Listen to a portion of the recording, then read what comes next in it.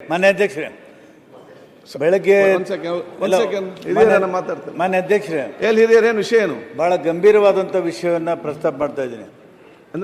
ಏನು ಪ್ರಜಾಪ್ರಭುತ್ವ ವ್ಯವಸ್ಥೆಯಲ್ಲಿ ಜನತೆ ನಮ್ಮ ಜನಪ್ರತಿನಿಧಿಗಳಿಗೆ ಆಯ್ಕೆ ಮಾಡಿರುವಂಥ ಹಕ್ಕನ್ನು ಇಟ್ಕೊಂಡಿದ್ದಾರೆ. ನನಗೆ ಈ ವಿಧಾನಸಭೆಗೆ ಬರಲಿಕ್ಕೆ ಅಡ್ಡಿ ಮಾಡುವಂಥ ಒಂದು ಪ್ರಯತ್ನ ನಡೆದಿತ್ತು. ಆ ಪ್ರಯತ್ನ ಇವತ್ತು ಬಯಲಿಗೆ ಬಂದಿದೆ. ವೋಟ್ ಚೋರ್ ಅನ್ನುವಂಥವ್ರು ಯಾರು ಅಂತ ಬಹಿರಂಗವಾಗಿದೆ. ಇದರ ಬಗ್ಗೆ ತಾವು ಚರ್ಚೆಗೆ ಅವಕಾಶ ಕೊಡಬೇಕು. ಯಾಕಂದ್ರೆ ಮಾನ್ಯ ಅಧ್ಯಕ್ಷರೇ, ನೀವು ಕೊಟ್ಟಿದ್ದೀರಿ, ಮತ್ತೆ ಕೊಡ್ತಾ ಇದ್ದೀರಿ, ಚರ್ಚೆ ಕೊಡುವ. ಆಯ್ತು, ಮತ್ತೆ ಕೊಡ್ತಾ ಚರ್ಚೆಗೆ. ಇದು ನನಗೊಬ್ಬರಿಗೆ ಸಂಬಂಧಪಟ್ಟಿದ್ದಲ್ಲ. ಮಾನ್ಯ ಅಧ್ಯಕ್ಷರೇ, ದಯಮಾಡಿ ನನಗೆ ಒಬ್ಬರಿಗೆ ಸಂಬಂಧಪಟ್ಟಿದ್ದಲ್ಲ. ಕಲ್ಯಾಣ ಇಲಾಖೆಯಲ್ಲಿ ಇಲ್ಲಿ ಎಷ್ಟು ಜನ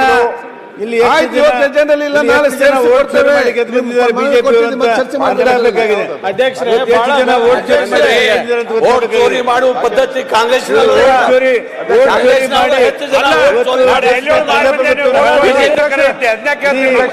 ನಾನು ಸಂವಿಧಾನದಲ್ಲಿ ಪ್ರೇಯರ್ ಮಾಡ್ತಾ ಇದ್ದಾರೆ.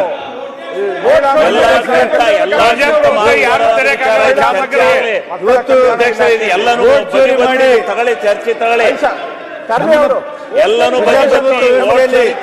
ವಿಧಾನಸಭೆಗೆ ಬರಲು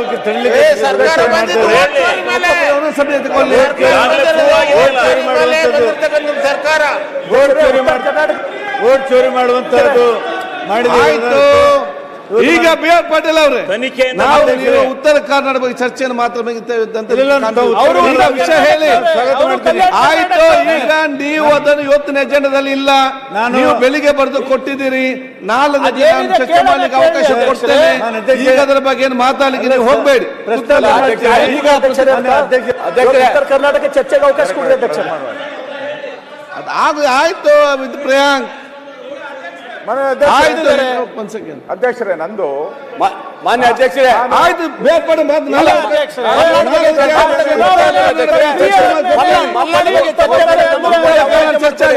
ಅದಕ್ಕೆ ಈ ಸದನದಲ್ಲಿ ಚರ್ಚೆ ಮಾಡಲಿಲ್ಲ.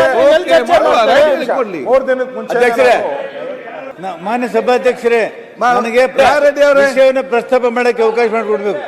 ದಯಮಾಡಿ ತಾವು ವಿಷಯ ಪ್ರಸ್ತಾಪ ಮಾಡಕ್ಕೆ ಅವಕಾಶ. ಇವತ್ತು ಈಗ ಕೊಡಿ ಅಂತ ಹೇಳಿ ಬಹಳ ಗಂಭೀರ ವಿಷಯ ಗಂಭೀರ ಇದೆ. 70 ರೂಪಾಯಿಗೆ ನೀವು ಒಂದು ಶಾಸಕರ ಹುದ್ದೆಯನ್ನು ಮಾರಾಟ ಮಾಡ್ಲಿಕ್ಕೆ ಹೊರಟಿದ್ದಾರೆ ಅಂದ್ರೆ ಚರ್ಚೆ ಆಗ್ಬಾರ್ದು ಅಧ್ಯಕ್ಷರೇ. ಉತ್ತರ ಕನ್ನಡ ಬಗ್ಗೆ ಚರ್ಚೆ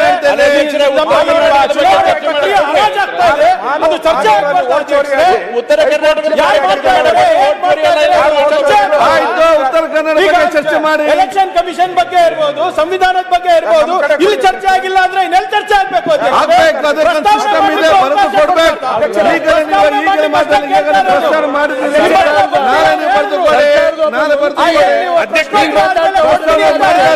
ಉತ್ತರ ಕನ್ನಡ ಬಗ್ಗೆ ಚರ್ಚೆ ಮಾಡಿ. ಸರ್ಕಾರದ ಒಬ್ಬ ಮಂತ್ರಿ ಚರ್ಚೆ ಉತ್ತರ ಕನ್ನಡ ಬಗ್ಗೆ ಚರ್ಚೆ ಮಾಡಿ. ಅವರಿಗೆ ಉತ್ತರ ಕನ್ನಡ ಚರ್ಚೆ ಮಾಡಿ. 70 ರೂಪಾಯಿಗೆ ಇವರು ಮತ ಕಲ್ಪನೆ ಮಾಡ್ಬಿಟ್ಟು ಇವ್ರು ಕೂತಿದ್ದಾರೆ. ಚರ್ಚೆ ಮಾಡಿ. ಆಯ್ತು, ಒಂದ್ ನಿಮಿಷ. ಪ್ರಸ್ತಾವನೆ ಮಾಡ್ಲಿಕ್ಕೆ ಆಯ್ತು, ಕುಕ್ಕಲ್ಲೇ ಆಯ್ತು ಹೇಳಿದ್ದಾರೆ. ಒಂದ್ ನಿಮಿಷ ಕೂತ್ಕೊಳ್ಳಿ ಸರ್. ಅಧ್ಯಕ್ಷರೇ, ಆಯ್ತು, ಒಂದ್ ನಿಮಿಷ. ತುಂಬಾ ದಪ್ಪ ಇದ್ದೀರಾ, ಅದರಲ್ಲೂ ಯಾವುದೇ ಸೈಡ್ ಎಫೆಕ್ಟ್ ಇಂದ ಸಣ್ಣ ಆಗ್ಬೇಕಾ? ಎಷ್ಟೋ ಜನ ಹೇಳ್ತಾ ಇದ್ರಿ, ಸರ್ ನಾನು ಜಿಮ್ಗೆ ಹೋಗ್ತಾ ಇದ್ದೀನಿ ಆದ್ರೂ ಸಣ್ಣ ಆಗ್ತಾ ಇಲ್ಲ ಸರ್, ವರ್ಕೌಟ್ ಮಾಡ್ತಾ ಇದ್ದೀನಿ ಆದ್ರೂ ಸಣ್ಣ ಆಗ್ತಾ ಇಲ್ಲ ಅಂತ ಹೇಳ್ತಾ ಇದ್ರಲ್ಲ. 100% ಯಾವ ಜಿಮ್ಗೂ ಹೋಗ್ದಂಗೆ ವರ್ಕೌಟು ಮಾಡ್ದಂಗೆ ನೀವು ಸಣ್ಣ ಆಗ್ಬೋದು. ಪ್ರತಿದಿನ ಬೆಳಿಗ್ಗೆ ಸಂಜೆ 2 ಟೈಮ್ ನಮ್ಮ ಜೀನಿ ಸ್ಲಿಮ್ ನ ಯೂಸ್ ಮಾಡಿ ಯಾವುದೇ ಸೈಡ್ ಎಫೆಕ್ಟ್ ಇಲ್ದಂಗೆ ನೀವು ಸಣ್ಣ ಆಗ್ತೀರಾ. ಯಾಕೆಂದ್ರೆ ಜೀನಿ ಸ್ಲಿಮ್ ಒಂದು ಉತ್ತಮ ಆಹಾರ. ಯಾರಾಗ್ತಾರೆ ಎಂಎಲ್ಎ ಅಭ್ಯರ್ಥಿ 2028 ಶೀಘ್ರದಲ್ಲೇ. ಪ್ರತಿದಿನ ಒಂದೊಂದು ಕ್ಷೇತ್ರದ ಟಿಕೆಟ್ ಆಕಾಂಕ್ಷಿಗಳ ಸಂಪೂರ್ಣ ಮಾಹಿತಿ ಪೊಲಿಟಿಕಲ್ ಜರ್ನಲಿಸ್ಟ್ KM ಶಿವಕುಮಾರ್ ಅವರಿಂದ. ಕರ್ನಾಟಕದ ನಂಬರ್ 1 ಡಿಜಿಟಲ್ ಮೀಡಿಯಾ ನಿಮ್ಮ ನೆಚ್ಚಿನ ಕರ್ನಾಟಕ ಟಿವಿಯಲ್ಲಿ ಮಾತ್ರ.